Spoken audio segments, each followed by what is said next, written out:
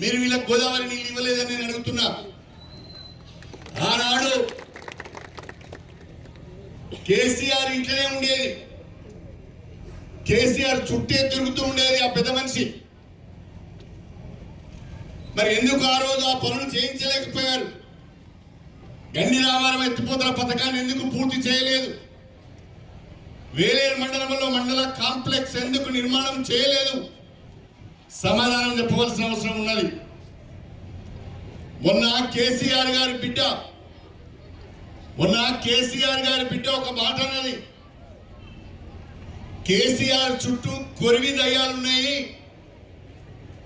ఆ కొరివి దయ్యాల వల్ల కేసీఆర్ సరిగా పని చేయలేకపోతున్నాడు అని ఒక పెద్ద మాట అన్నది.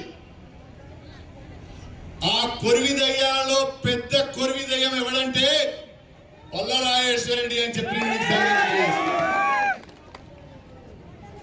ఆ పల్లరాజేశ్వర రెడ్డి కేసీఆర్ పంచన చేరి విపరీతంగా దోపిడీ చేసి యూనివర్సిటీ పెట్టుకొని, మెడికల్ కాలేజ్ పెట్టుకొని, ఇంజనీరింగ్ కాలేజీలు పెట్టుకొని వందల కోట్ల రూపాయల ఆస్తులు సంపాదించి చివరికి కల్వకుంట్ల కుటుంబంలోనే చిచ్చు పెట్టి ఇవాళ వాళ్ళందరినీ ఆగమాగం చేసిన చరిత్ర పల్లరాజేశ్వర రెడ్డి.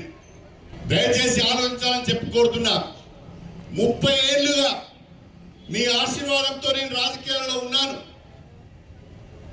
ఒక్కసారి మా వేలేరు గ్రామ ప్రజలు, రాజకీయంగా బ్రహ్మాండమైన తెలివితేటలు అవగాహన ఉన్న ప్రజలు, మీరు ఆలోచించండి. ఎన్నడైనా ఎవరి దగ్గరైనా పదవి ఇస్తానని, పనులు చేస్తానని, లేకుంటే మీకు ప్రభుత్వ పథకాలు ఇస్తానని ఒక్క 10,000 రూపాయలు లంచం తీసుకున్నా అంబేద్కర్ సాక్షిగా వేలేరులో ఈ రోడ్డు మీద ముక్కు నేలకు రాసి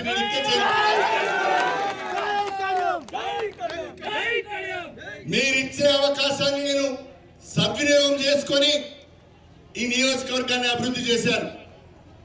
నిజాయితీగా పనిచేశాను. ఎక్కడ తప్పుడు పనులు చేయలే, మీకు తలవంపులు చేయలే, చెడ్డ పనులు చేయలే, నియోజకవర్గానికి చెడ్డ పేరు తేలే. Local to global news at your finger tips. మీ చేతిలో ఒక ఆయుధం. Download R TV app. Media legend Ravi Prakash is back.